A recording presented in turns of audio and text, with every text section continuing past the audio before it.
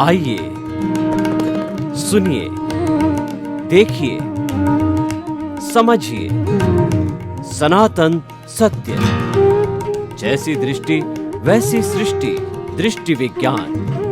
कुदरत, कुदरती रचना एवं कुदरत के कानून से शाश्वत सुख की प्राप्ति। जोधपुर के परम पूज्य महात्मा उपासक प्रोफेसर डॉक्टर सोहन राज तातेड़ के निर्देशन में सनातन सत्य। जैसी दृष्टि वैसी सृष्टि, दृष्टि विज्ञान।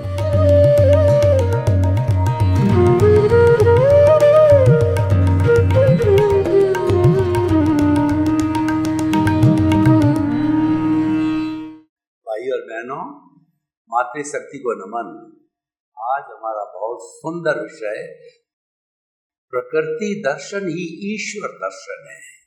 यानी हम प्रकृति को निहारते रहें, उसके दर्शन करते रहें, उसकी गहराई में जावें, उसके सब पहलुओं को देखें।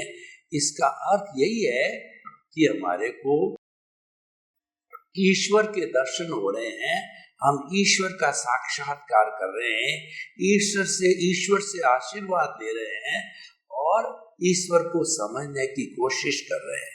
अब देखिए, सबसे पहले प्रकृति को समझना है, फिर हम ईश्वर को समझेंगे और फिर किस तरीके से प्रकृति का दर्शन और ईश्वर का दर्शन एक ही है, ये हम जानेंगे।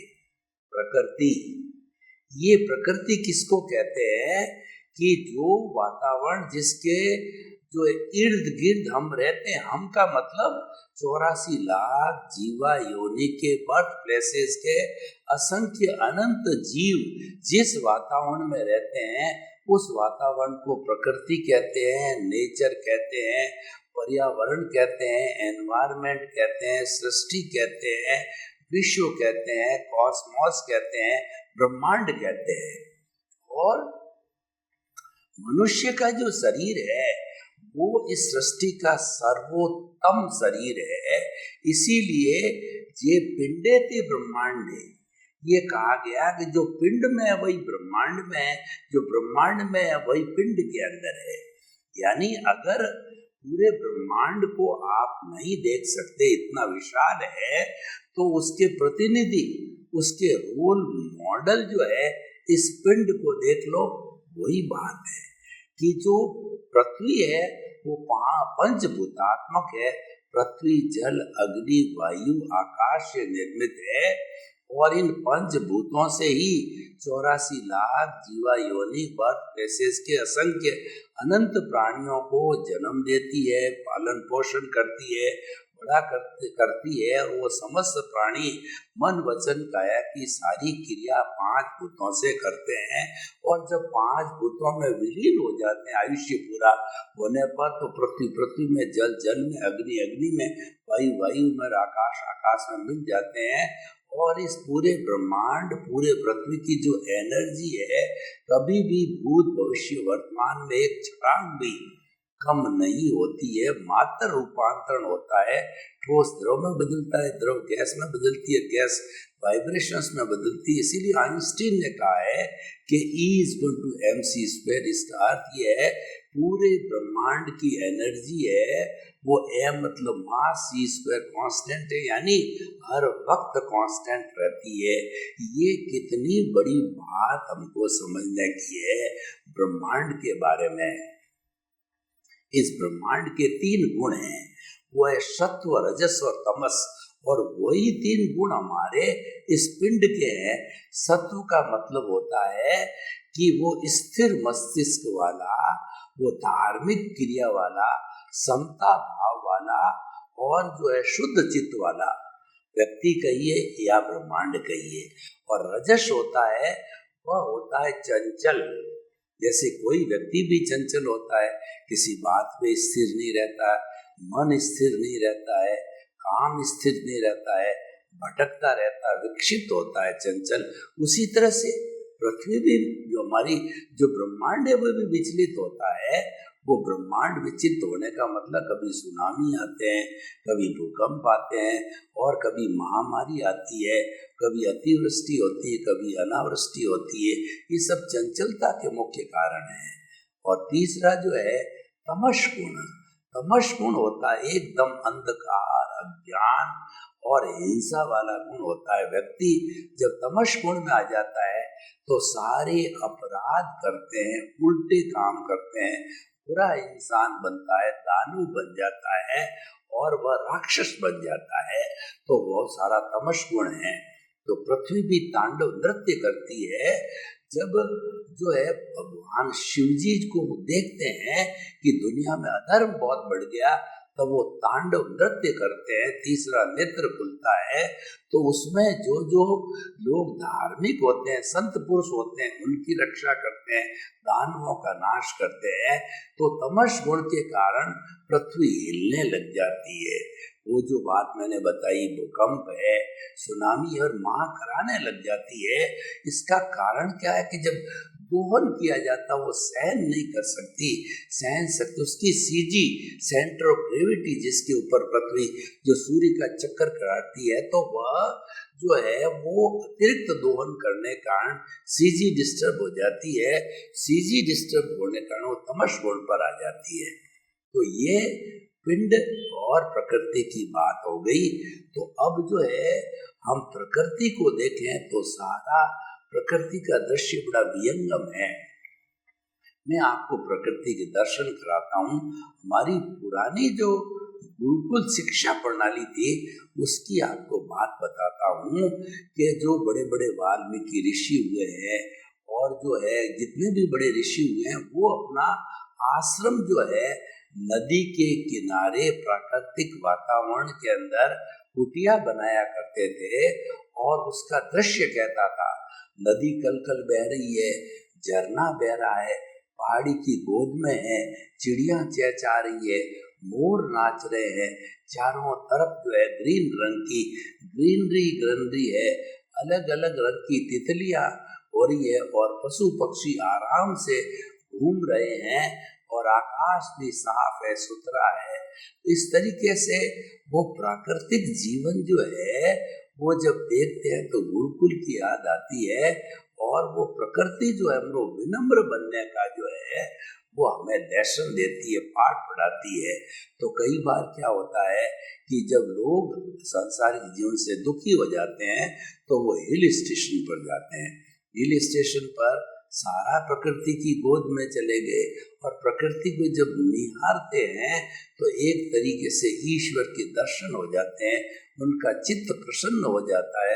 प्रकृति को निहारते निहारते और प्रकृति को देखते देखते हमें स्वतः ही हम मौन हो जाते हैं और मौन होते ही जो है हमें प्रकृति के दर्शन, ईश्वर के दर्शन एक साथ हो जाते हैं। तो क्योंकि मौन होने के बाद में हमें ऐसा लगता है कि इतनी विशाल छटा तो किसी और की हो ही नहीं सकती और वास्तव में कुदरत के ऊपर कोई नहीं है। कुदरत सुप्रीम है, वो समस्त 84 लाख जीव योनियों का भरण पोषण, पालन पोषण, जन्म वही करती है। तो वो बड़ी माँ है, तो उसके ऊपर कोई होता ही नहीं है। हमारा सनातन सत्य कुदरती इतना और कुदरत के कानून पे आधारित है और हमारा उद्देश्य है आपके शाश्वत सुख की नींव लगाना। और हम सनातन सत्य देते क्या है? सनातन सत्य ultimate reality of this world वो है कुदरत, वो आपको बताते हैं। तो भाई और बहनों, दूसरे शब्दों में हम आपको कुदरत के दर्शन कराते हैं तो स्वतः ही ईश्वर के दर्शन हो जाते हैं। तो प्रकृति, अब हम आते हैं हमारी इंडिविजुअल प्रकृति के ऊपर। तो हमारी इंडिविजुअल प्रकृति के अंदर ये जो मन वचन काया है वो प्रकृति है और भीतर जो शुद्ध आत्मा स्वरूप बैठा वो ईश्वर है, तो उसको पुरुष कहते हैं। तो प्रकृति और पुरुष हमारे भीतर है। अब ये जो प्रकृति है वो माया का स्वरूप है और जब ये माया के जो है कुछ उसकी छाया पड़ जाती है, पुरुष के ऊपर जो भीतर प्रभु विराजमान है तो वह दूषित हो जाता है, कलुषित हो जाता है, और कलुषित होने के कारण जो है वह मुक्ति को नहीं जा सकता, और फिर जो है वो अपना ज्ञान का अनुभव करता है कि मैंने जो है गलती से जो है प्रभाव में आ गया, वो प्रभाव को भूलता है पुनः साधना करके, तो भूलने के बाद पुनः प्योर हो जाता है, और प्योर होने पर सिद्ध बुद्ध और मुक्त बन जाता है। तो अब हम प्रकृति और ईश्वर के आपको दर्शन कराते हैं। हमारा सनातन सत्य मुख्य दो बातों पर आधारित है। पहली बात तो ये है कि मन वचन काया तथा उससे जुड़ी हुई हर अवस्था मात्र कुदरती रचना, और जहाँ अवस्था आता है अवस्था नाशवान होती है, क्यों? अवस्था संजोग के अधीन होती है, और संजोग क्या है कि हर संजोग के साथ वियोग जुड़ा हुआ होता है, क्योंकि ये संजोग संसार से जुड़ा हुआ होता है। जो संचरण करता है वो संसार कहलाता है। हर संजोग वियोग को प्राप्त होता है, हर अवस्था नाश होकर के नई अवस्था आती है। तो ये सारा जड़ का खेल है। जो नाशवान होता है वो जड़ होता है, और जो चेतन कभी नाश नहीं होता है। ईश्वर है वो चेतन है, वह कभी नाश नहीं होता। प्रकृति जो है जड़ है, वह नाश होती है और फिर पैदा होती है। उसके अंदर उत्पाद और वे दोनों होते हैं, दिन दोनों होकर के भी वो प्रकृति की प्रकृति बनी रहती है। तो देखिए, हम इसको दो भागों में बांटते हैं। एक तो क्या है कि प्रकृति है हमारा भुगतान है, मन वचन काया हमारा भुगतान है। पिछले जन्म के अंदर मान लीजिए आज मैं सोहन राज हूँ, पिछले जन्म में शरीर दूसरा था। हर बार शरीर बदलता रहता है, क्योंकि भुगतान बदलता है। ये शरीर पिछले जन्म के कर्म के भुगतान के लिए मिला है, तो ये बदलता रहता है। पूर्व जन्म में मैं यशवंत राज था। यशवंत राज ने जैसे जैसे कॉजेज डाले, भाव डाले, उसी के अनुरूप जो है बंच ऑफ दी कॉजेज बना और कॉजल बॉडी बनी। तो यानी उसने जो पेपर सॉल्व किया पिछले जन्म में यशवंत राय ने, रूपक बताता हूँ कि 60, 70, 80 वर्ष वह जो भी जिया, वो 3 जो है घंटे का पेपर जो उसने हल किया, तो उस जन्म में उस पेपर में वो यशवंत राज ने चाहे जैसा करेक्शन किया होगा या कर सकता था। वो फ्रीडम है, क्योंकि आंसर सीट आपके पास है। जब आंसर सीट आपके पास होती है तो और आपके पास में समय होता है 3 घंटे का, तो आपने 2.5 घंटे में ही पेपर पूरा कर दिया। पिछले आधे घंटे में डिलीशन, एडिशन, अल्ट्रेशन जो कुछ भी आप कर सकते हो। लेकिन जब 3 घंटे पूरे हो जाते हैं, यानी आयुष्य जब पूरा हो जाता है, तो जितनी भी कॉजल बॉडी रूपी जो आंसर शीट है वो कुदरत को हैंड ओवर करनी पड़ती है, प्रकृति को हैंड ओवर। कुदरत और प्रकृति एक ही चीज है। कुदरत को हैंड ओवर कर दी तो आयुष्य समाप्त होते ही अंतराल गति से फिर दूसरे जो है शरीर के अंदर वो आत्मा, तेजस शरीर, कार्बन शरीर, और जो है वो आपका जो तेजस, कार्बन और शरीर है, ये और मूल आत्मा तीनों जाकर के जन्म ले लेती है और फिर नया शरीर मिल जाता है। अब देखिए, मुझे नया शरीर मिला, करने वाला ये संत राज था, भुगतने वाला सोहन राज है। अब मैं जैसे जैसे भाव करूंगा, कॉजल बॉडी बना के अगले शरीर के अंदर ले जाऊंगा, तो भुगतने वाला मोहन राज होगा। तो व्यक्ति मैंने किया नहीं, तो मैंने तो कुछ किया ही नहीं, मुझे याद ही नहीं है। अरे भाई, आपको याद नहीं है, लेकिन भूत भविष्य वर्तमान के अंदर जो विटनेस थी वो हमारे प्रभु ईश्वर की विटनेस थी। ईश्वर देख रहा था, और ईश्वर तो भीतर है। दर्शन करना हो, आंख बंद करो, वो आपको दिखाई दे। अनुभव करना हो तो मैं बोल रहा हूँ, ईश्वर की ताकत से बोल रहा हूँ, ईश्वर की ताकत से हाल हिला रहा हूँ, ईश्वर की ताकत से आंख फड़फड़ा रहा हूँ। बिना ईश्वर की ताकत से मैं मुर्दा हूँ। ईश्वर है तो ही मैं चेतनवत जोड़ता हूँ। ईश्वर ने ही मुझे चेतनवत बनाया है। तो इसीलिए भाई और बहनों, जो वो करके आया वो मैं भुगत रहा हूँ। जो कॉजल बॉडी बनी वो भाव कर्म कॉजल बॉडी इस जन्म में द्रव्य कर्म क्यों भुगतान द्रव्य कर्म से होता है। भाव चेतना का पक्ष है, भाव चार्ज है, और जो हमारा जो भुगतान है वो द्रव्य है, वो जड़ है, और उसका जन्म का भी चेंज हो गया। वो पिछला जन्म ये जन्म में आ गया, कन्वर्शन हो गया। तो इसीलिए हमेशा याद रखो कि जो लाइव होता है वो भावों से होता है, और डिस्चार्ज होता है वो जड़ से होता है, क्योंकि उसमें कुछ करना ही नहीं है, जड़ में करेक्शन नहीं है, इसीलिए वो तो ऑटो मोड हो गया। और भाव के अंदर वो सत्ता है, फीलिंग की सत्ता है, वो एडिशन अल्ट्रेशन करेक्शन की पूरी सत्ता है। तो वो तो चेतन ही कर सकता, जड़ नहीं कर सकता। जड़ में चेतना है ही नहीं, करेगा कैसे वो एडिशन अल्ट्रेशन करेक्शन, कर ही नहीं सकता। वो तो भुगतान ऑटो मोड से चलता है, कोई डेबिट होता है, कोई क्रेडिट होता है। और आप जिस संसार में जीते हो उसके अंदर कुदरत जब आपका उपादान आता है, यानी उदय और प्रारब्ध पीछे से लेके आते हो, फिल्म चलती है, मन वचन काया की बैटरियां खुलती है, तो वो कुदरत लाके आपके सामने जो है खड़ा कर देती है, जिसके साथ आपका पिछला भुगतान बाकी है, और वो अपना पूरा कर लेता है। मैं आपको एक उदाहरण बताता हूँ कि जो दो पक्के मित्र थे, तो दोनों मित्र एक गांव में रहते थे। तो एक मित्र जो है वो पैसा कमाने के लिए देशावर गया, और एक गांव में ही रहा। जो देशावर पहले 10-10, 12-12 साल की यात्रा करते थे, तो उसने अपने जो गांव में रहने वाले मित्र को कहा कि ये मैं 50,000 रुपये आपको रख के जाता हूँ, बाल बच्चे बड़े हो जाएंगे, शादियों में चाहिएगा, और आपके धंधा है तो मुझे ब्याज पे रख के जाता हूँ। वो चला गया, क्योंकि सब विश्वास का काम था। अब वो 10-12 साल के बाद वापस आया और अपने गांव वाले मित्र से कहा कि मुझे पैसे दो। तो उसने कहा कौन से पैसे, नीयत खराब हो गई, कब दिए, किसको दिए, कोई रुका है क्या, कोई जो है आपके पास हुंडी है क्या। तो इस तरीके से दोनों मर गए। मर करके नेक्स्ट बर्थ के अंदर जो पैसे मांगता था वो तो जो है बेटा बना, और जिसको चुकाना था वो बाप बना।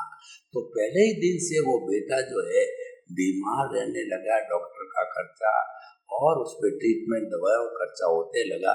यूँ करते करते करते 50,000 प्लस 10,000 ब्याज 60,000 जब पूरे हुए, तो वो बच्चा कहता है पिताजी मैं तो अब चलता हूँ, मेरा तो आयु पूरा। अरे भाई तुम्हें तो मैं इतना खर्चा किया, अभी पाल रहा हूँ, पोस रहा हूँ, बड़ा होगा, कल जो तुम्हारी शादी होगी तुम मेरी सेवा करोगे, ऐसे बीच में कहाँ जा रहे हो। कि वो उसने याद दिलाया पिछले जन्म में मित्र थे, आपने पैसे हमारे हड़प कर लिए, 60,000 पूरे हो गए, हिसाब पूरा हो गया, मैं चलता हूँ। तो हमारे इस जीवन के अंदर जो कुछ भी फाइलें बोलते हैं, यानी आपका शरीर फाइल नंबर 1 है, आपकी पत्नी सबसे ज्यादा आपके साथ रहती है, फाइल नंबर 2 है, बेटा फाइल नंबर 3 है, बेटे की बहू 4 है, पोता पोती है 5-6 नंबर की, ये सब फाइल है। ये कोई लेने आई है, कोई देने आई है, ये हिसाब पूरा करने के लिए। इसीलिए कोई बेटा आपकी सेवा करेगा, कोई बेटा आपसे हड़पने की कोशिश करेगा, कोई बेटा आपसे नाराज रहेगा, कोई बेटा आपसे खुश रहेगा। तो ये सब अपने अपने पुण्य और पाप का खेल है, अपने कर्मों का भुगतान का ये ऑटो मोड से चलता है, इसमें हमारी कोई स्वतंत्रता नहीं है। इसलिए भगवान ने कहा कि मन वचन काया से मुक्त रहो। ऊर्ध्वारोहण का लक्ष्य क्या है कि आपका परमात्मा लक्ष्य आपके सामने दिखता है। परमात्मा क्यों बनना चाहते हो कि अभी जो वर्तमान में हमको जो सुख मिलता है वो टेम्परेरी सुख है, और वो तो टेम्परेरी सुख तो दुख का कारण है। वास्तव में जो हमारे जीवन के अंदर सुख और दुख आते हैं, ये सुख और दुख जो है वो खाली मान्यता है, वो सुख दुख है ही नहीं है। सुख दुख तो हमारी आत्मा की जो है शक्ति कहिए या आत्मा का लक्षण कहिए, वो तो भीतरी जगत में ये तो मात्र आभास है, ये तो मृग तृष्णा है। मृग तृष्णा क्या होती है कि गर्मी का तेज महीना हो और हिरण को जो मृग को जो है प्यास लगी हुई है, तो तेज गर्मी के अंदर जो तालर होता है और वो बालू रेत चमकती है तो लगता है कि वहाँ पानी होगा, वो दौड़ता है उसकी तरफ, और जब उसके पास पहुँचता है तो उसको लगता है ये तो जमीन है, तो फिर भागता है, फिर दौड़ता है, तृष्णा चलती रहती है। तो हम कभी जो है वो पत्नी में सुख मानते हैं, कभी धन में सुख मानते हैं, और कभी बाल बच्चों में सुख मानते हैं, कोई पद प्रतिष्ठा और ऐश्वर्य में सुख मानते हैं। तो ये हमारी मान्यता, ये भ्रांत मान्यता, ये रॉन्ग बिलीफ है।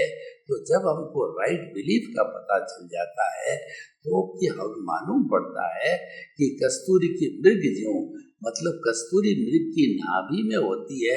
जब कोई भी उसको आकर के ये बताता है ज्ञानी पुरुष कि ये सुगंध तो तुम्हारी नाभि से, कस्तूरी से आ गई है, तो तुम खुद जो है तुम्हारे भीतर सुख का सागर है, और भीतर जो है आनंद ही आनंद है, सुख ही सुख है, उस ईश्वर के साक्षात दर्शन हो जाते हैं। किसने कराए दर्शन? प्रकृति ने कराए। प्रकृति और पुरुष को अलग अलग रखो तो जो पुरुष होता है वह ईश्वर होता है, वो मात्र प्रकृति का जो है ज्ञाता दृष्टा, उसको देखने वाला होता है, उसको जानने वाला होता है। तो ये सही कहा गया है कि प्रकृति दर्शन ही ईश्वर दर्शन है। तो प्रकृति तो जड़ है और ईश्वर चेतन है। चेतन कभी जड़ नहीं हो सकता, जड़ कभी चेतन नहीं हो सकता है। इसके जो है कानून कायदे और लक्षण अलग है, उसके अलग है, दोनों अलग अलग, दोनों को अलग अलग रखो, एक दूसरे को निहारते रहो, एक दूसरे से प्रभावित नहीं होना, मतलब प्रकृति के साथ जुड़ना नहीं है, प्रकृति के साथ तन्मयाकार नहीं होना है।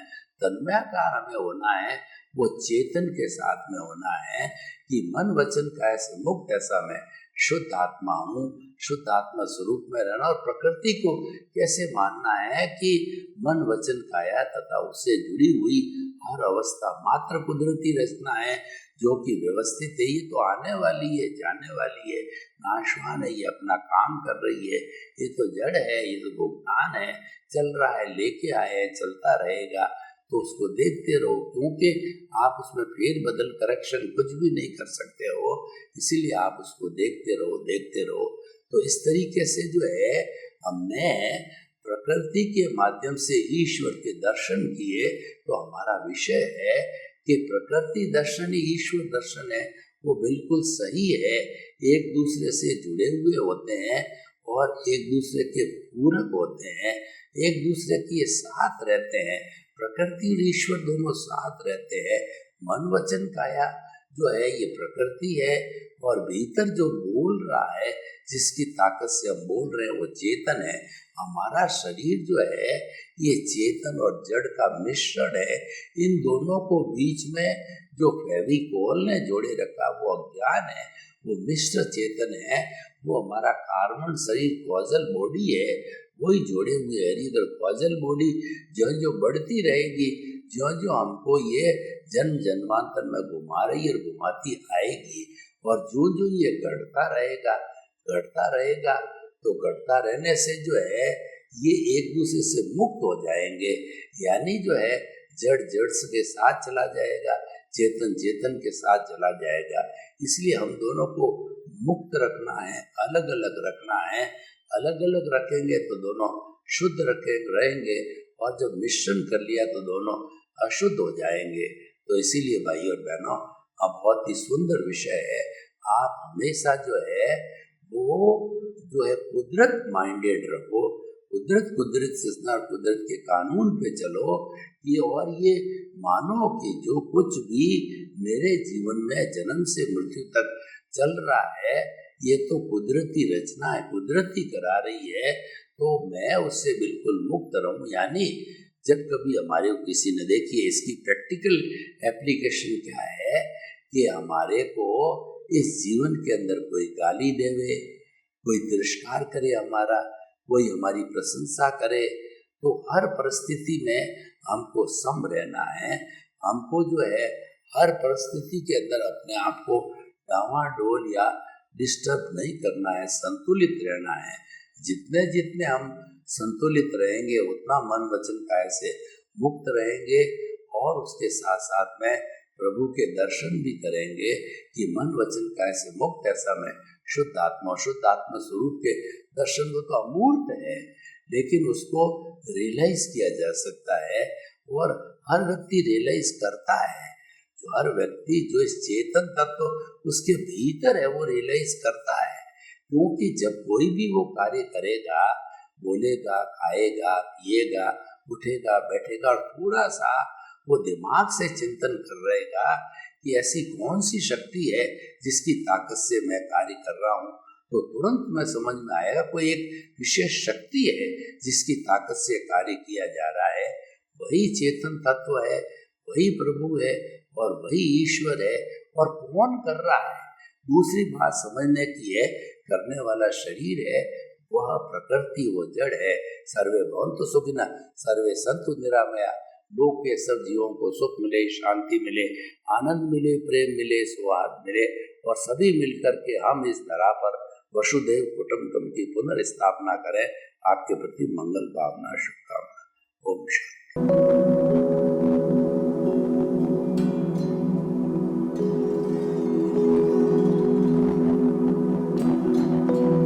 एक ऐसा अंतर्राष्ट्रीय ख्याति प्राप्त मानव जो गुरु प्रेरणा से पिछले 20 वर्षों से वानप्रस्थ जीवन जीते हुए 24 घंटे मानवता की सेवा में संलग्न है।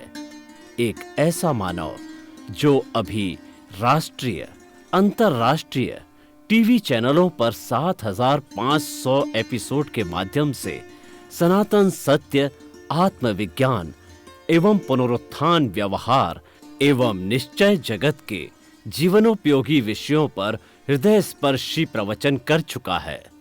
उस मानव का नाम है महात्मा उपासक प्रोफेसर डॉक्टर सोहन राज तातेड़।